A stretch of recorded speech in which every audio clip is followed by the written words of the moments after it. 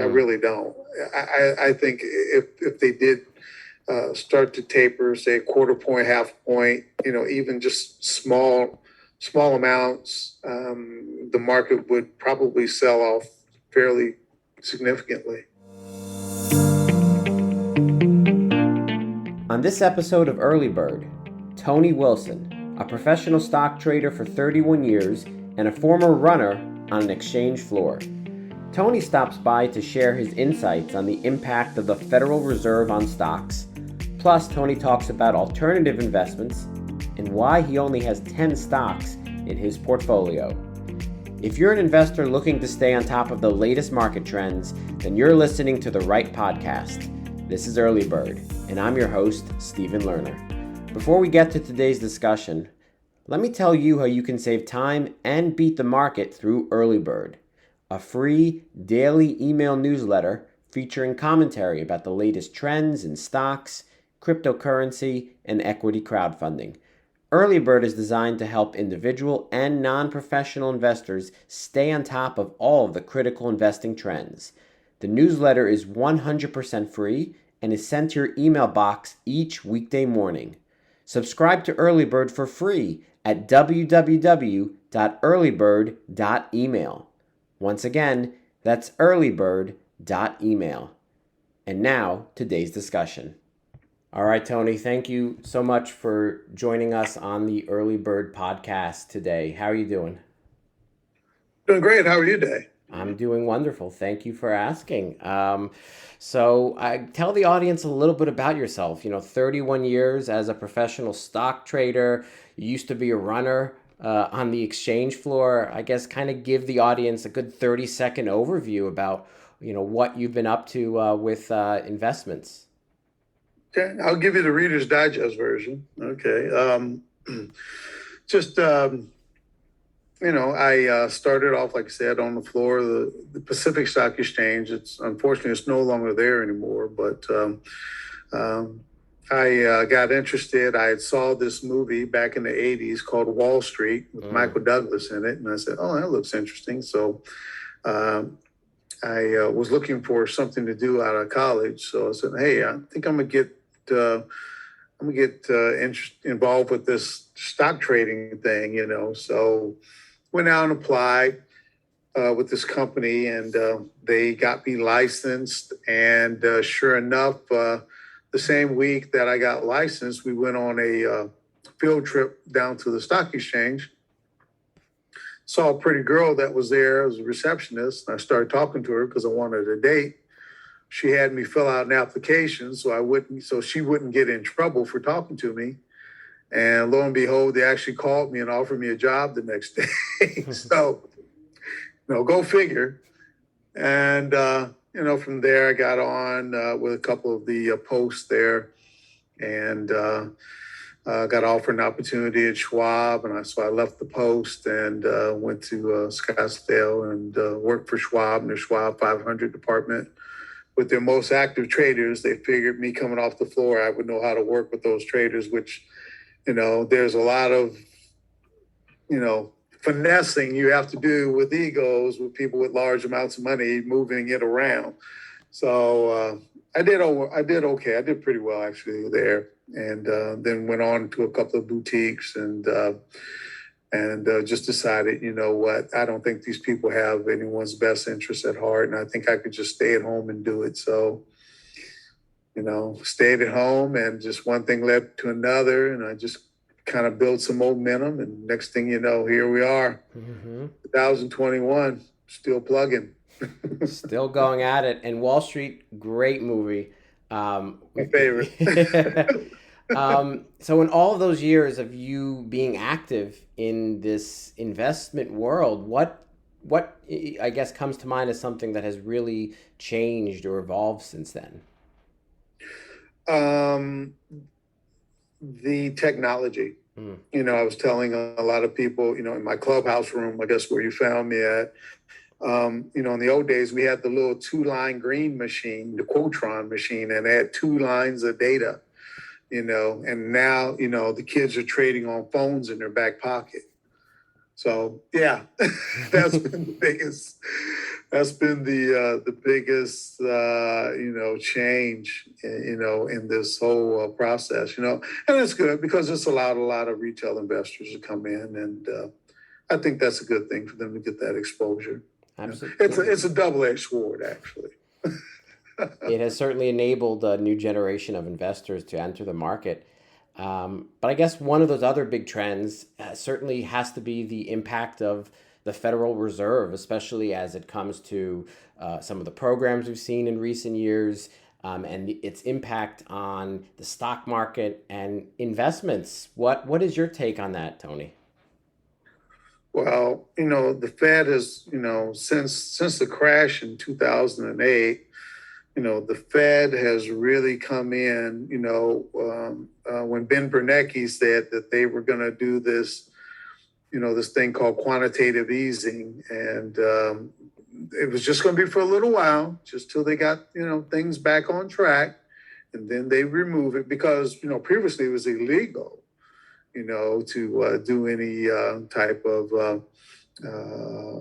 priming of the pump, as they say, printing money and adding it into the market to try and stabilize, different markets. So, but it was just going to be temporary, and here we are, 2021, still going strong, 125 billion a month, 6.5 billion a day. They're pumping into the market, trying to keep those balls floating in the air. They don't want the party to come to an end. So, and it's been a big boondoggle for a lot of rich people. I know I had a lot of friends back in New York that were, back in 2009, they were trying to sell their houses, cars, anything they could do to just load up on cash because they had the inside scoop that the Fed was going to come in and prop this market up, and they were going to support the market. And they made out like bandits. I mean, they just made a lot of money, a lot of money. So, what impact do you think, in terms of the average retail investor, has this sort of printing of the money from the Fed had since 2009, as you put it? Well, it's been terrible for the average retail investor. But if you were a qualified investor, if you're rich, it's been great. It's been the best thing that could have ever happened to you. I mean, the stock market has made more millionaires in real estate, and up until 2009, it was just the opposite. Real estate made everyone rich, but again, because of the Fed coming in and propping up the market, allowing these stock buybacks, lowering these interest rates down to zero, allowing companies to borrow money at darn near zero interest rates, and then buying back their shares and propping up their prices. I mean, if you had a large position, if you were a wealthy investor and you were able to take some decent positions, I mean, you did extremely well. But if you're a little guy on Main Street who wasn't, in position to take advantage of that, it killed you because, all that cash that, the Fed was printing actually devalued the money that you had in your savings account. And as you know, interest rates are so low. I haven't looked at them recently in the banks, but I think it's somewhere, south of 0.5%. And, and if you make any money on that, you got to pay taxes on the 0.5% interest that you get, for keeping it in a bank. So it's a losing proposition for just the average individuals who are out there just, trying to make it. So, I think I was saying before, my grandparents, they used to buy certificates of deposits at the bank, and you would get, 8, 9, 10, 12% interest in some cases, by putting your money for extended periods of time in the bank, so they were able to subsidize whatever type of retirement income they had. So, now that interest rates are at zero darn near, that scenario doesn't exist anymore. So what they've done is they forced those people who were savers before into the market to get some type of return. They have to do some type of an investment, something to try and, supplement their income. So the market has benefited tremendously off the backs of small retail, mom and pop investors that have come in that, maybe, you know, didn't necessarily know what they're doing, or maybe they made some money in spite of themselves, because they bought Apple, or Google or Microsoft, So that seems to be what the only game in town right now. Well, there certainly are other alternatives that investors have been looking at in the past few years: cryptocurrency, Yeah, equity crowdfunding, real estate crowdfunding. So I think from an investment standpoint, and I'd love to hear your view on this. It's almost forcing investors to look at those alternatives in addition to the stock market, right? yeah, you do. I mean, there's never been in the history of man a currency that's ever succeeded. So what makes you think that the dollar is going to succeed? So when you talk about cryptos like Bitcoin, right? Hmm. Um, that's new. New ideas tend to replace old ideas. So we may see. I think it was one of the South American countries that said that they're going to start accepting Bitcoin. El Just the Salvador. Was that okay? Yeah, yeah, yeah. So there you go, right? And it's just going to open up a whole new way of doing business, right? And hopefully it'll level the playing field a little bit. I mean, it's so out of whack right now. I mean, but cryptocurrencies, that might be one avenue of helping out small retail investors. So yeah, I believe in them. I think they're going to be around for a long, long time. I think they're going to do well if you're able to, weather the storm. I think you'll do well. Lots of alternative opportunities for investors. When we return, we'll hear from Tony about how the Fed's tapering might jolt the stock market and how new investors should learn technical analysis. But first, let me tell you how you can become a more informed investor through Early Bird, a free daily email newsletter. Early Bird has commentary about the latest events and trends in stocks, cryptocurrency, and crowdfunding. With Early Bird's daily weekday email, investors can quickly stay on top of the trends and beat the market. Subscribe to Early Bird for free at www.earlybird.email. Once again, that's earlybird.email.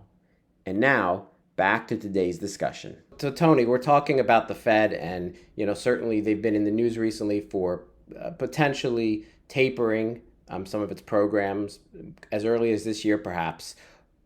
What impact do you think that might have on the stock market if the Fed went down that path? Personally, I don't think they're going to.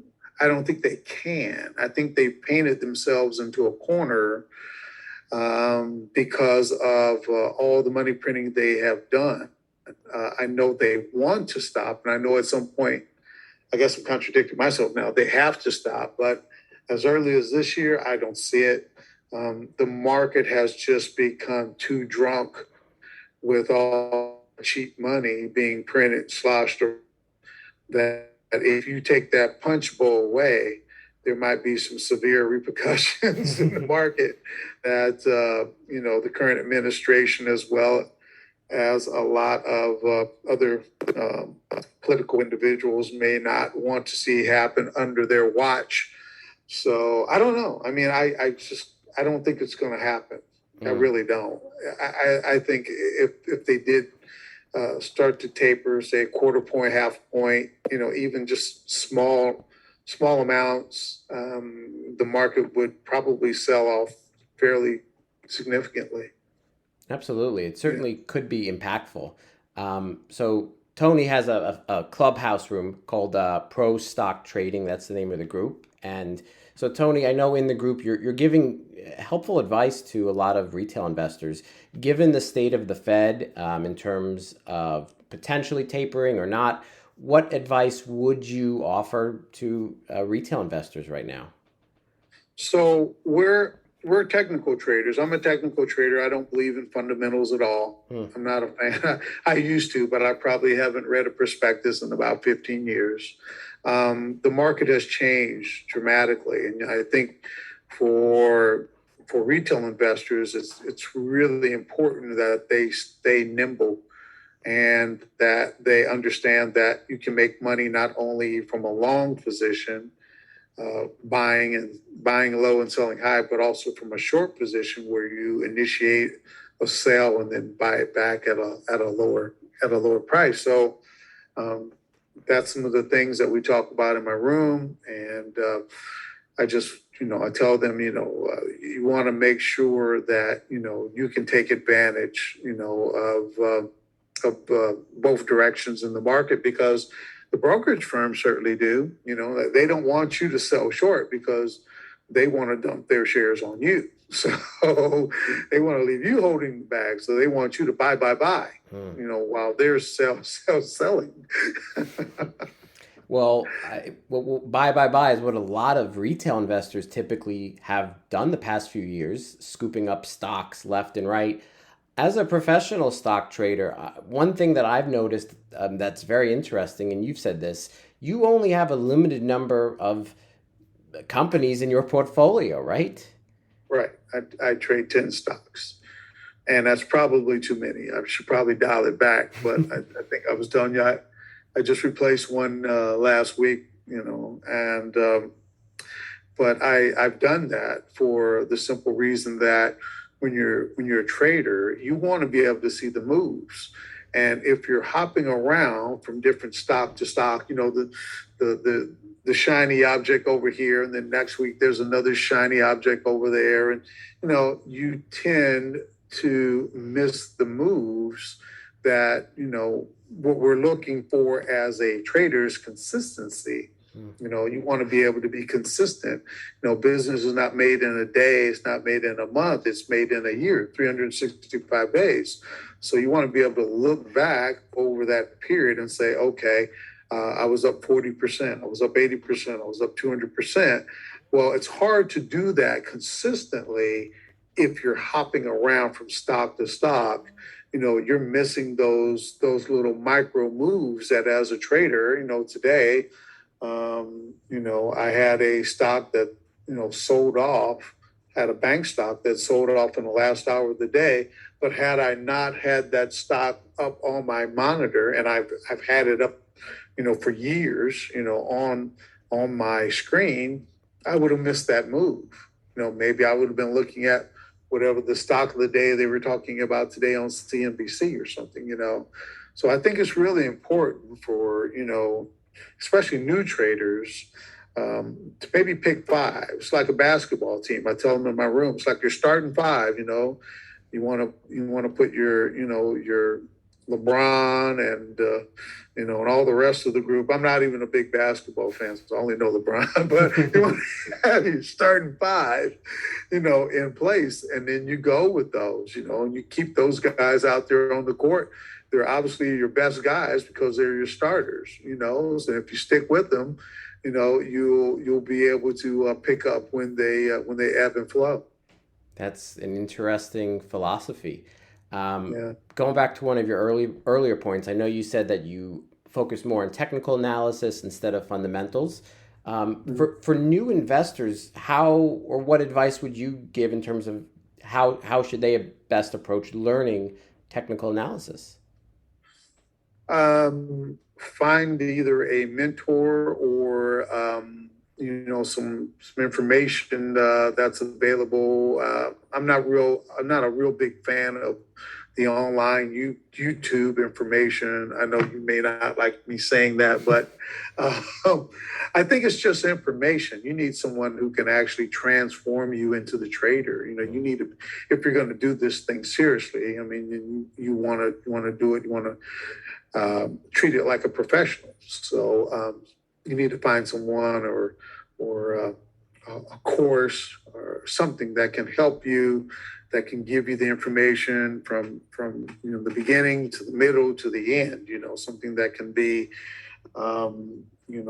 Something consistent that can give you the proper sequencing, on how to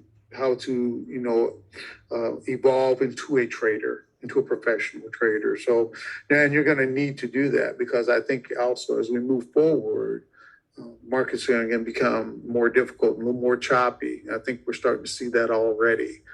So you're going to need to be able to identify patterns and understand what you're looking at when you see charts.